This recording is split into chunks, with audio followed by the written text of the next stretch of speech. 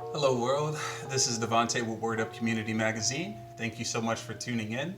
Today is Wednesday. It is what we like to call Word Up Community Wednesdays, where we like to share a positive and uplifting word with you, our fans, our family, our listeners, to help you get over the hump, which is Wednesday, and make it through the rest of the week with power, with confidence, and with total productivity. And today, we want to offer a little bit of word about what's going on in the United States. The most obvious is the ongoing case regarding the untimely death of George Floyd, which is ongoing in Minnesota. There's also the death of Dante Wright, which also occurred in Minnesota at the hands of a female police officer who explains that she accidentally used her deadly weapon, used deadly force instead of the taser as she intended. There's also the incident regarding Karan Nazario, which occurred last year, December 5th, in which Officer Joe Gutierrez is seen using excessive force in a routine traffic stop in the intent to apprehend Karan Nazario. Also the incident with Anton Austin, who was unjustly apprehended by Los Angeles Police Department officers in regards to a domestic dispute call to which he had no connection whatsoever. So obviously, based on these cases and everything that's going on in this country, the temperature is very hot. There's a lot going on here.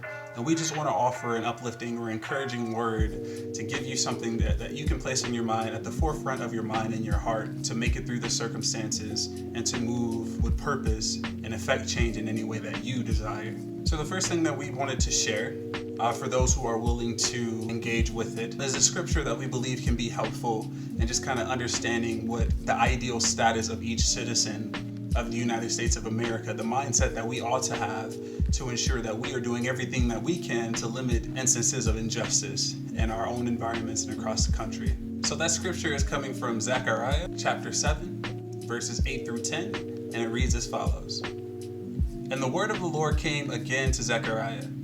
This is what the Lord Almighty said. Administer true justice, show mercy and compassion to one another. Do not oppress the widow or the fatherless, the foreigner or the poor. Do not plot evil against each other. When you listen to that and when you read and engage with it yourself, you can have your own interpretation. What I'd like to share is that, it's simply put, we ought to be seeking every opportunity, despite how human we are, despite how imperfect we are, despite how prone to selfishness and the pursuit of our own desires that we can be, we have a responsibility as American citizens that at every possible opportunity that we do the best we can to look out for one another, to pursue our dreams, to pursue our goals without hindering one another's ability to do so. And for those who are brave enough to love one another, to sacrifice for one another, to go out of your way to uplift your neighbor, to uplift your friend.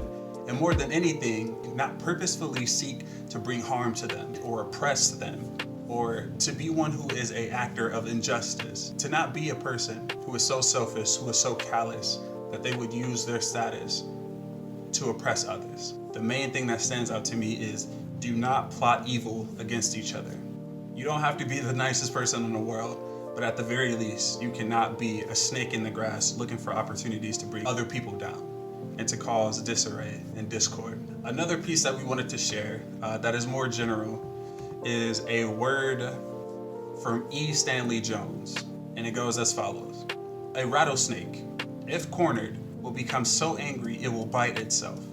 That is exactly what the harboring of hate and resentment against others is, a biting of oneself. We think we are harming others and holding these spites and hates, but the deeper harm is to ourselves. Harboring hate in your heart, being an American citizen who is so focused on the differences between us, is not conducive to peace, is not conducive to productivity, and is really not going to lead to America being great in any way, achieving our ideal status, what America has always wanted to be, a global leader in social justice, a global leader in technology, in civility, in progress. We can be none of those things if we have a great majority of our citizens harboring hate for one another. We hope that these words are encouraging to you. We hope that you will engage in the comments and tell us how you're feeling about what's going on. We hope that you're thinking about ways that you can, be proactive and be engaged. And more than anything, we hope that you are doing everything that you can to live to the best of your abilities. Thank you so much for tuning in with us. And always remember, it's about you, it's about family, and it's about community. Take care.